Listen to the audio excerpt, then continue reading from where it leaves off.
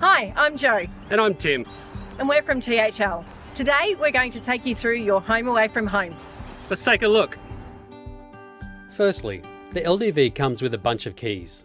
The vehicle remote, LPG locker key, toilet cassette locker key, and the freshwater inlet key. Please keep all the keys together.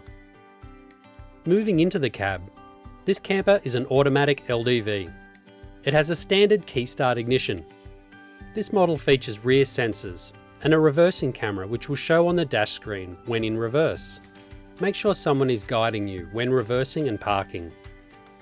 Chances are this camper is bigger than you're used to driving. There are some handy stickers on the windscreen to remind you of the camper height and maximum speed allowed when driving.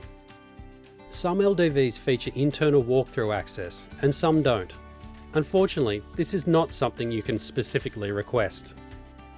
If your camper has an internal walk-through, you still need to exit through the driver's side door after switching off the engine. Ensure you lock the driver's cab so the vehicle and cabin lights fully switch off. This will avoid a flat battery in the morning. Under the driver's seats are the tools and jack to change the tyre. The lever to release the bonnet is just inside the driver's door. In the passenger side pocket is the quick reference guide with some handy tips on operating this camper. Moving outside, on the driver's side, here is the power inlet to plug into 240 volt mains power at a campsite. This is needed to use the microwave, internal power points, and the reverse cycle air conditioner. Plugging into power will charge the 12 volt house battery. We recommend you do this on your first night to ensure the camper is fully charged. Next is the locker to access the toilet cassette. It must be emptied into an authorised dump station when required. Don't worry, it's very quick and easy to do. This is the city water inlet. You don't need this feature, so it has been disabled and is not available to use. The wastewater outlet is here. Wastewater is water collected from the shower and the sink. The hose to empty the tank is stored underneath the side seat in the rear of the vehicle. This is the hot water system exhaust.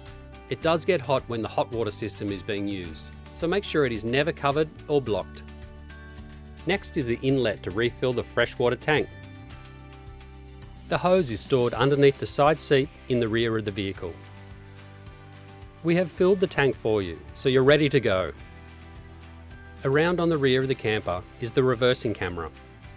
Inside the rear barn doors, on the right, is the electrical wiring of the camper.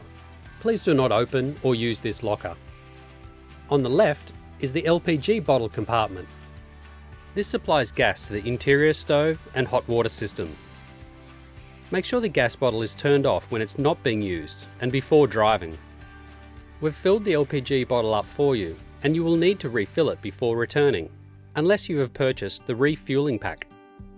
The LPG shutoff valves are located near each gas appliance.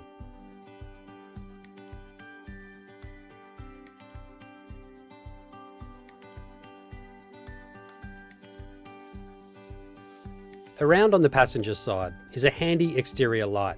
The switch for the light is inside the sliding door, above the kitchen. The fuel inlet is beside the passenger door. To access it, the passenger door must be open. This camper takes diesel fuel. Do not put AdBlue or any other substance in this inlet. We've filled the tank up for you, and you'll need to refill it before returning, unless you have purchased the refueling pack. Now let's take a look inside. Use the sliding door to access the camper. Pull out the external step for easy access. On the sliding door is a functioning window with a fly screen to let the fresh air in. This window is opened and closed from inside the camper. Push the lever in, hold, and slide the window open or closed. When closing the slide door, make sure you use some force to close it properly. Directly behind the driver's cab is the bathroom, which features a shower and toilet. Don't forget to flick on the toilet flush and water pump switches before using the facilities. For hot water in the shower and kitchen sink, turn on the hot water switch, water pump, and the boiler at least 30 minutes before you need it. The water heater is fueled by LPG and will switch to 240 volt mains power when you are plugged into power at a campsite. Make sure the bathroom door is closed and locked before driving. Opposite the bathroom is the kitchen, which includes a gas stove, sink, fridge, and microwave. It also features an extension at the end of the bench to give you a little bit more bench space. To extend the kitchen area outside, the dining table can be attached to the rear of the kitchen bench via the sliding door to create a bar-style table. Below the kitchen bench in the drawers are utensils, cutlery, plates, bowls, drinking glasses, and coffee mugs, along with more kitchen gear and electrical appliances. To use these electrical appliances, as well as the microwave and reverse cycle air conditioning, you must be plugged into 240 volt mains power. In the cupboard beneath the sink are the pots and pans. The fridge operates off the 12 volt battery when driving or parked up, and 240 volt mains power when plugged in at a campground. There is storage in the overhead cupboards, as well as underneath the seats. Make sure the drawers and cupboards are locked before driving. Above the microwave is the 12 volt house battery control panel. This powers the fridge, range hood, house lights, water pump, water heater, toilet flush, media player, and house USB ports. Turn these switches on only when you need them. Leave the fridge switch on at all times. To the left is the 240 volt isolation switch. Make sure this is in the on or up position at all times. Next to that is the battery monitor, which will show you how much charge you have in the house battery. Below that is the gauge to tell you how full the fresh and wastewater tanks are. Check this regularly. Underneath the 12 volt switches is the boiler for the hot water system. On the right hand side is the switch for the solar panel. Please leave this on at all times, otherwise the solar system will not charge the battery. If this switch is not flat, it means the solar panel has tripped. Please call On-Road Assist for advice on what to do.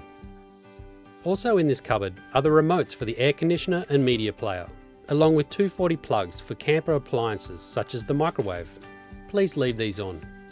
You will also find the first aid kit. We hope you don't need it, but it is there just in case. If you do open it, you have purchased it and can pay for it when you return to the branch.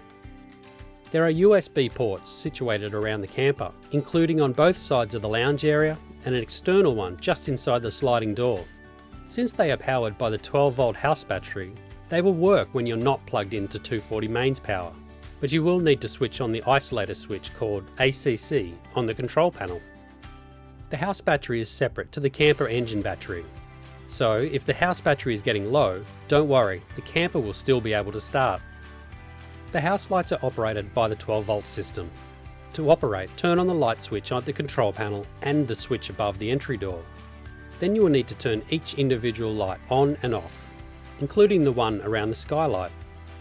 Remember to switch them off when you're not using them, as they will drain the house battery if you are not connected to mains power.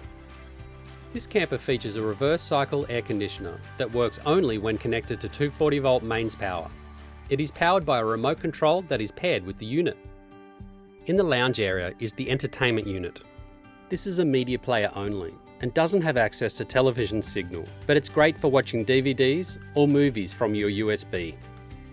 Under the seats in the lounge room area are the freshwater hose, wastewater hose, and 15 amp power cord, as well as other general equipment you may need during your trip. When parked up, set up the rear dining table. At night, this area converts to a double bed.